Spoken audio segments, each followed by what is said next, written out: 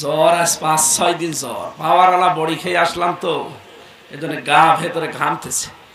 ঘাম খায় বসে গেলে আবার ফের ঠান্ডা লেগে যাবে।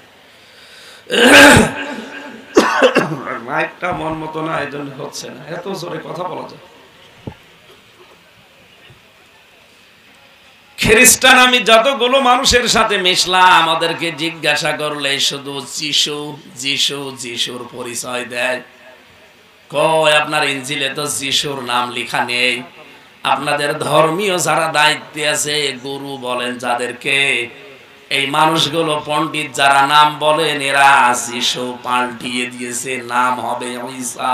নাম কি? আপনার ঈসা নবী কিন্তু শেষ কথা এটা বলে গিয়েছেন, ইয়াতি মিন বা'দিসমুহু আহমদ, আমার পরে একজন নবী আসবে যার নাম আহমদ। যার নাম কি? আমাদের নবীর নাম 7টা আল্লাহ উল্লেখ দিয়েছেন, তার ভেতরে আহমদ একটা, মোহাম্মদ একটা, আব্দুল একটা, মুজাম্মিল একটা, মুদ্দাসসির একটা, ইয়াসিন একটা, তোহা একটা।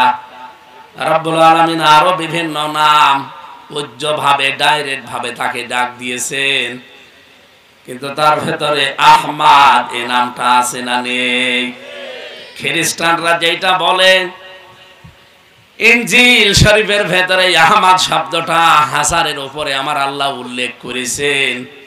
ওরা বিশ্বাস করে কিন্তু মানতে চায় না, এই কারণে বলে আমাদের নবী যিশু, যদিও নামটা ঈসা রুহুল্লাহ। তার নাম যতবার না উচ্চারণ হয়েছে, তার চাইতে মুসলমানদের যারা দাবি করছে এদের নবীর নাম বেশি। এই জন্য হিংসা অহংকার করে তারা এই সত্যকে সত্য জানার পরও মানে না। আমি যা বলছি এখান থেকে একটা শিক্ষা আসবে। শিক্ষা যদি আমি নিতে পারি, আপনি নিতে পারবেন তো? বলেন বলেন।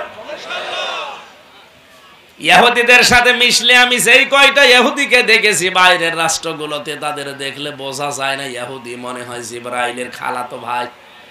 এত বড় বড় দাড়ি, বিশাল জুব্বা, পাগড়ি মাথায় দিয়াস, পাশে একটা মেয়ে লোক একেবারে হাত মোজা পা মোজা দেওয়া, চোখ পর্যন্ত দেখা যায় না, নেকাব দেওয়া সামনে। 3-4টা ছেলে মেয়ে চারপাশে, এদিকে একটা এদিকে একটা এদিকে একটা এদিকে একটা, ঘাড়ে একটা চলতেছে। জিজ্ঞাসা করে নাম কি? নাম ও সুন্দর নাম বলে, কিন্তু ইহুদি। পরবর্তীতে জিজ্ঞাসা করলাম আপনার নবীর নাম কি? বলে যোসেফ। কি যোসেফ কে? আমি বললাম না, আপনার নবীর নাম যোসেফ না, আপনাদের উপরে আল্লাহ তাওরাত নাজিল করেছেন, ওই তাওরাতে আছে তার নাম মূসা। নাম কি? আল্লাহ রাব্বুল আলামিন জানিয়েছেন, ওয়া কাল্লামাল্লাহু মূসা তাকলিমা। এদের কিতাবের ভেতরে আমাদের নবীর নাম 1000-এর উপরে প্রশংসা করা আছে, হয় আহমদ নাই মোহাম্মদ। এই শব্দগুলো ওরা দেখতো, দেখে চিন্তা করতো কি আমাদের নবী যোসেফের নাম এতবার নেই, যেখানে মুসলমানদের দাবি করা নবী মোহাম্মদ আহমদের নাম এর চাইতেও বেশি। হিংসা করে অহংকার করে তারা মানত না। আপনি কি বুঝলেন এতক্ষণ শুনে? বলেন এবার। সত্যকে সত্য জানার পরেও যারা হিংসা করে অহংকারের বশবর্তী হয়ে মানতে চায় না, ওরাও এক প্রকার ইহুদি খ্রিস্টান। আর এই বাংলাদেশে এরকম মানুষ বেশি।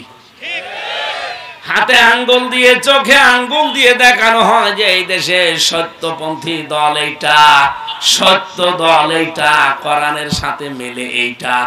এরপরেও কিছু মানুষ বলেন না, আমার বাবা বলিস। তোর বাবা বড় হয়ে গেল, তোর বাবা সত্য কথা বলে কিনা ওইটা সার্টিফিকেট দেওয়ার জন্য আল্লাহ এটা দিয়েছেন।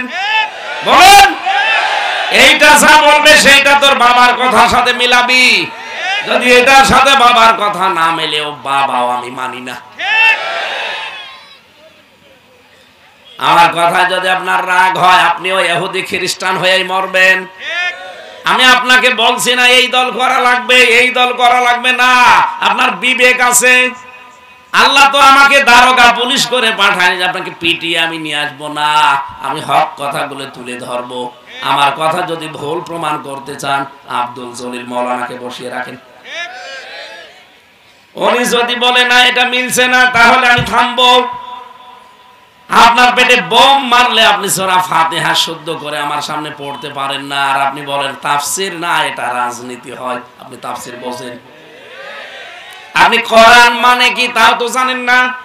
কোরআন মানে কি? বহুল পঠিত পাঠ্য। আপনি এই শব্দের অর্থটা জানেন না, আর আপনি ভুল ধরেন আমার কোরআনের উপর অনার্স মাস্টার্স করা। অন্তত এখানে যারা আছেন আপনার চাইতে কোরআনের উপরে আমার কিছুটা হলেও দখল বেশি আছে। কথা বলেন না কেন? সুতরাং আমাকে যদি আপনি বলেন যে হচ্ছে না, অন্যদিকে চলে যাচ্ছে, তাহলে আব্দুল জলিল মাওলানা এটা বলা লাগবে। চুয়াডাঙ্গাবাসী, এটা আমার মায়ের দেশ। এই পাশেই মুন্সিগঞ্জ, এটা আমার মায়ের গ্রাম। এখানে যারা আছেন আমার মনে হয় এই জেলায় আমার বাবার হয় শালা হবে, আর আমার নাই নানা হবে, মামা হবে। এজন্য একটু সম্পর্ক আছে, বড় দাবি নিয়ে কথা বলছি। হিংসার বশবর্তী হয়ে যারা অহংকার করে সত্যকে সত্য জানার পর আজ মানতে চান না, আল্লাহর কসম আপনার মরণ হয়ে যাবে ইহুদি আর খ্রিস্টানের মতো। সূরা ফাতিহাতে আল্লাহ যে 7টা অক্ষর দেননি, কেন দেননি? এই কারণে আপনাকে আল্লাহ সৌভাগ্যশালী করতে চান। কি শব্দ দিয়ে আল্লাহ সৌভাগ্যশালী করতে চেয়েছিলেন? রব্বুল আলামিন কোরআনে কারীমের সূরা ফাতিহায় 7টা অক্ষর না দিয়ে জানান দিয়েছেন তামাম দুনিয়ার মানুষেরা। সা দিয়ে সাবারা, সাবরুন, সাবরুন মানে ধ্বংস। আমি আল্লাহ সূরা ফাতিহা যদি সত্যি পড়ে দুনিয়ায় আমল করে আসতে পারো, দুনিয়া আখিরাতে তুই কোনোদিন ধ্বংস হবি না। বলেন সুবহানাল্লাহ।